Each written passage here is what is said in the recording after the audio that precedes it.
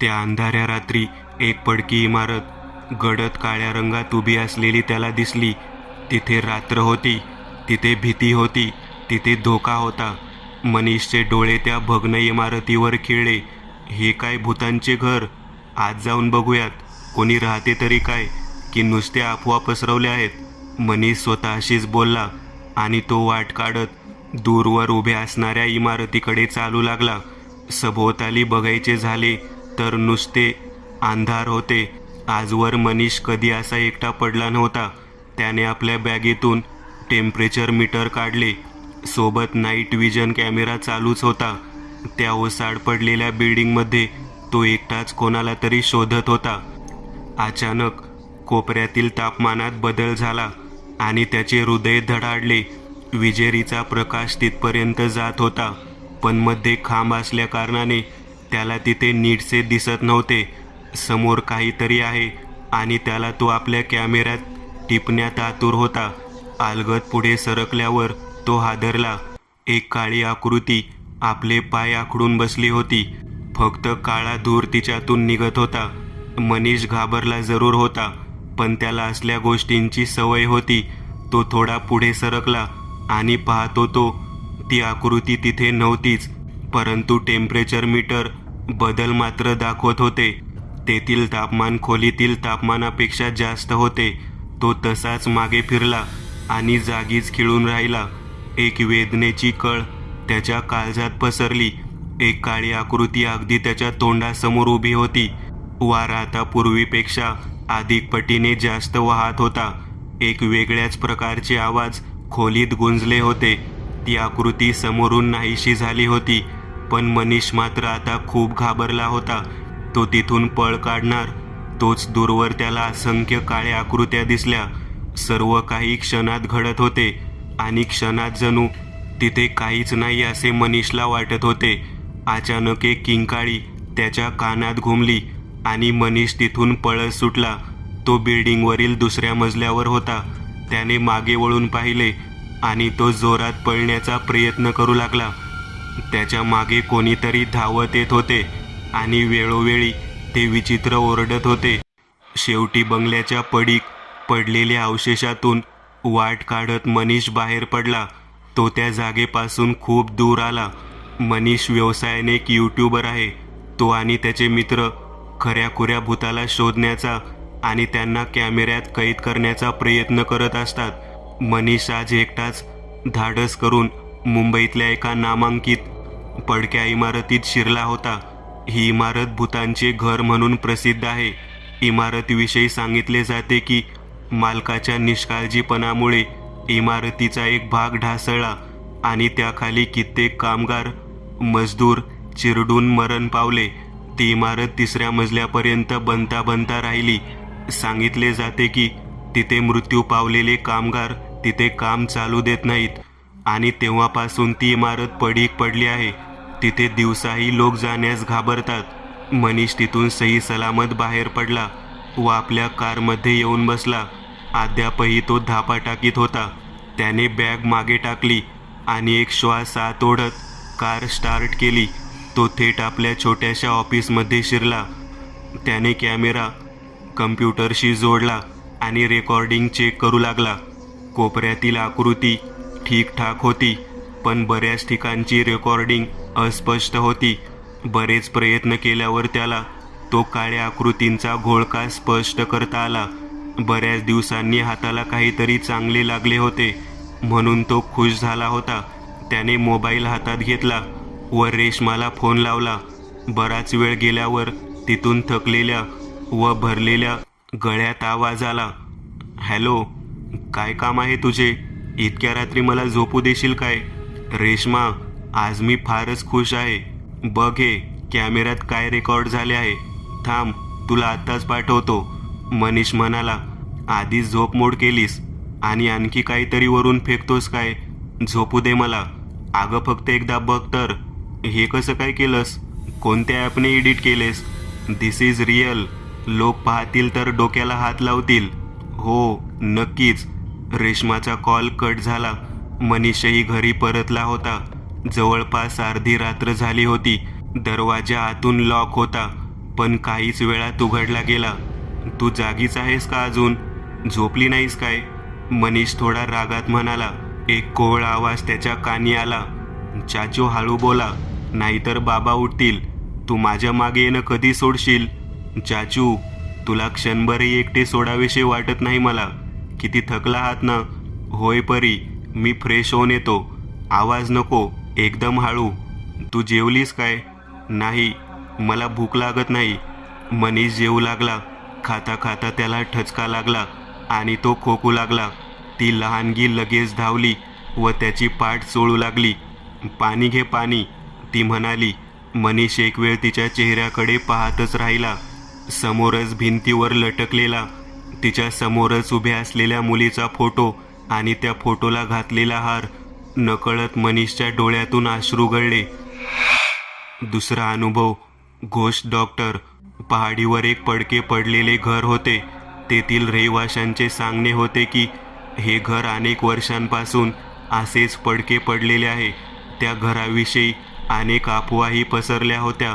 कोणी म्हणे की तिथे एखादी डायन राहते जी माणसांना पकडून त्यांचे मांस, रक्त व हाडे भक्षण करते. तर कोणीतरी तिथे सांगे की रात्री किंवा दिवसाही एखादी काळे वस्त्र नेसलेली बाई त्या पडक्या घरात बसून राहते. ह्यांविषयी तिथे अफवांना फारच जोर आलेला होता. त्या घराचा असा हाल कसा झाला व ती जागा, ते घर कोणाचे आहे, तिथे कोण राहत होते वगैरे आम्ही विचारले असता गावकऱ्यांनी सांगितले की तिथे फार पूर्वी एक बाई आपल्या मुलीसोबत राहत असे. तिचा नवरा नव्हता आणि घर गावापासून फार दूर पहाडीवर होते. अशाच एका रात्री काही दरोडेखोरांनी तिच्या घरात प्रवेश केला व त्या मायलेकींची आबरू लुटून त्यांना जिवंत जाळून टाकले. ह्यानंतर गावात हाहाकार माजला होता. म्हणतात की त्यांच्याच आत्म्याने गावातील कित्येक तरुण मारले होते. तेथील गावकरी रात्री बेरात्रीही बाहेर फिरकत नसत. तेव्हा दिवसाही कोणी एखाद्या एकट्याने जंगलात किंवा गावापासून फार दूर जात नसे. एक प्रकारचा जबर धाक निर्माण झाला होता तेव्हा, असे गावकरी सांगत होते. गावकऱ्यांचे हे नक्की नव्हते की त्या रात्री त्या घरात शिरलेले दरोडेखोरच होते की गावातील काही तरुण होते. बहुतेक गावकरी काही लपवण्याचा प्रयत्न करीत होते. एक म्हातारा, ज्याचे नाव आबाजी होते, आपला अनुभव आम्हाला सांगत म्हणाला, तेव्हा मी तरुण होतो आणि एकदा मला बाजारातून यायला संध्याकाळ झाली. तेव्हा गाड्या नसत, पायीच ये जा करावी लागे. त्यामुळे साहजिकच मला उशीर झाला होता. गावातील सर्व अफवा मी ऐकून होतो. तो थोडा हसला, मग पुढे म्हणाला, मला ते अफवाच वाटत मात्र. सूर्य अस्ताला गेला आणि जसा जसा अंधार दाटला तशी मनात कुठेतरी खोलवर रुजलेली भीती उफाळून वर आली. आधीच पायाखाली करकर करणारी वाळलेली पाने व वाऱ्यामुळे वेडीवाकडी हलणारी काळ्या गडद सावलींची झाडे, रातकिड्यांचे कर्कसने काळजाचा ठाव घेत होते. भिणारा नाही तरी घाबरून गेलेलो मी, कारण मध्येच माझ्या मित्राचे ते शब्द, जे मी एका काळे वस्त्र नेसलेल्या बाईविषयी ऐकले होते, ते माझ्या मनाच्या भिंतीवर चेंडूसारखे परत परत आदळत होते. आणि ते फेकणारे माझी भीती होती. मी काय बिघडवले आहे तिचे, जे ती मला मारणार नि खाऊन टाकणार, असे स्वतःलाच समजावत मी पुढे चाललो होतो. गाव बरेच दूर होते आणि अशात रस्त्याच्या एका बाजूला कोणीतरी विलक्षण रडताना मला जाणवले. एखाद्या मुलीचा आवाज होता तो ऐकता क्षणी मी तेथून धूम ठोकणार होतो. तोच माझे पाय अडखळले. कोणी रस्ता चुकलेली गावातील मुलगी असावी. तिला असे रात्री एकट्याने जंगलात सोडणे चुकीचे आहे. त्या झुडपात झाडाच्या बुंद्यापाशी ती मुलगी उभी असलेली मला दिसली. मी कसा तरी तिथे गेलो. मी तिला तिचे नाव गाव विचारत होतो, पण ती काहीच सांगत नव्हती. तिला घेऊन मी रस्त्यावरून गावाकडे चालू लागलो. आता भीती ओसरली होती. सोबतीला कोणीतरी होते. ती मुलगीही निमूटपणे माझ्याबरोबर चालत होती. चंद्राचा प्रकाश केव्हा तरी झाडांच्या फांद्यातून रस्त्यावर पडत होता. तेव्हा पटापटा रस्त्याचा अंदाज घेत आम्ही पुढे पुढे चाललो होतो. त्या मुलीला बोलते करण्यासाठी मी तिच्याशी भराभरा गप्पा मारत होतो. मला वाटले बहुतेक घाबरली असावी. काही वेळातच बोलेल म्हणून अचानक माझे पाय थबकले ती मुलगी माझ्याबरोबर नव्हती. मी तिला इकडे तिकडे शोधू लागलो. अर्ध्या रस्त्यातच ती थांबली होती. चल बाळ, उशीर होतोय. तुझे आई बाबा वाट पाहत असतील. मलाही घरी जायचे आहे. मी तिच्या जवळ पोहोचलो होतो. चांदणे चांगलेच पडले होते. तिचे केसही आता हवेत उडत होते. समोर जाताच मला धक्काच बसला.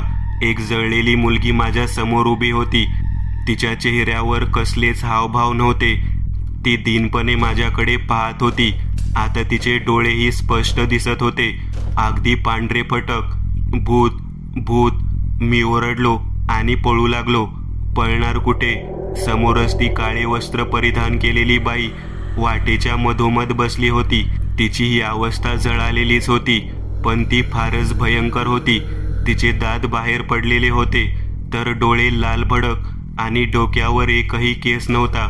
फक्त जळालेली कातडी आणि त्यातून खाली वाहणारे रक्त. तिला पाहताच भीतीने माझी शुद्ध हरपली. पण त्याआधी काही शब्द माझ्या कानात शिरले. वाचलास? जेव्हा जाग आली तेव्हा मी घरी होतो. मी जिवंत होतो. मी माझ्या बायकोला विचारले, मी इथे कसा काय आलो? तर ती म्हणाली, तुम्ही अगदी अर्ध्या रात्री आपल्या पायाने चालून आला होता. मला आश्चर्य वाटले, मात्र मी जिवंत होतो. बहुतेक मी तिच्या मुलीला मदत करण्याचा प्रयत्न केला होता. त्यामुळे त्या आजोबांची हकीकत ऐकून आम्ही सगळे थक्क झालो. मी कुणालला म्हणालो, हे कितपत खरे आहे हे तर त्या पडक्या घरातच जाऊन कळेल. आम्ही चौघांची फौज होती. कुणाल, समीर, कुसुम आणि मी. दिवसा जाणे म्हणजे बेकार होते, कारण आता गावात तसल्या भीतीदायक घटना घडत नसत. मात्र गावकरी आजही त्या घराशेजारी जायला घाबरत होते. त्यांचा ठाम विश्वास होता की ते अजूनही त्याच घरात राहतात म्हणून. रात्री आम्ही पहाडीवर चढून गेलो. दूरवर त्या पडक्या पडलेल्या घराचे भग्नावशेष पडले होते. घराच्या काही बाजू अजूनही साबूत होत्या. आम्ही दोघांचे गट केले. मी व कुणाल आणि समीर व कुसुम. त्या दोघात प्रेमाचा चांगला बॉन्ड होता, त्यामुळे दोघांना एकमेकांची चांगली मदत मिळत असे. मी आणि कुणाल तितकेच चांगले मित्र होतो. तिथे भीती तर नव्हती, पण गावातील अफवा ऐकून आल्यामुळे मनाचा बांध ढासळला होता. तरीही आमच्यासाठी कॉमन होते. आम्ही आतमध्ये पाऊल ठेवला. रात्रीतही चांगले चित्र टिपणारा नाईट विजन कॅमेरा आमच्याकडे होता. जे काही दिसेल ते रेकॉर्ड करण्यासाठी असे 2 आणि बाकीचे तापमान मोजण्याचे यंत्र म्हणजेच टेम्परेचर मीटर आणि विचित्र आवाज रेकॉर्ड करण्यासाठी व्हॉइस रेकॉर्डर होते, जे अगदी सूक्ष्म आवाजही रेकॉर्ड करू शकत होते. अंधार होता, त्यामुळे टॉर्च हातात घेत आम्ही पडक्या घरात घुसलो. कोणी तिथे असावेच अशी आमची जराही अपेक्षा नव्हती, पण मग एवढी मेहनत बेकार गेली असती आमची. जळालेले अवशेष आजूबाजूला पडलेले होते. घराच्या काही भिंती ढासळलेल्या होत्या. आमच्या आधी समीर व कुसुम एका खोलीत शिरले. ती खोली चांगली येईल, कुसुम म्हणाली. हे घर खूप चांगले असावे असे वाटते, समीर म्हणाला. त्यात शंका नाही. थोड्याच अंतरावर एक भिंत होती. तिथे दरवाजा होता व घराची एकदम शेवटची खोली तिथे होती. दोघेही हळूच आतमध्ये सरसावले. कोपऱ्यात कसली तरी हालचाल होती. 4 डोळे तिथे टॉर्चच्या उजेडात चमकताना दिसले. तसे हे दोघे ओरडले. कोपऱ्यात अंग चोरून बसलेले ते किंचाळत दोघांवर धावले. तसे दोघांनी ओरडत तेथून धूम ठोकली. आम्ही बाहेरच होतो. तो गोंधळ ऐकून आत जाणार तोच कुसुम व समीर आमच्या पुढे घरातून निघून पळाले. कुणालने लगेच मला ओढले व काय होता हे कळण्या अगोदरच मला तिथून पळावे लागले. कॅमेरा कुणाजवळ होता म्हणून मला अपेक्षा होती की त्याने काहीतरी टिपले असावे. हे दोघे भेकड आधीच घाबरून पहाडी उतरून खाली आमची वाट पाहत उभे होते.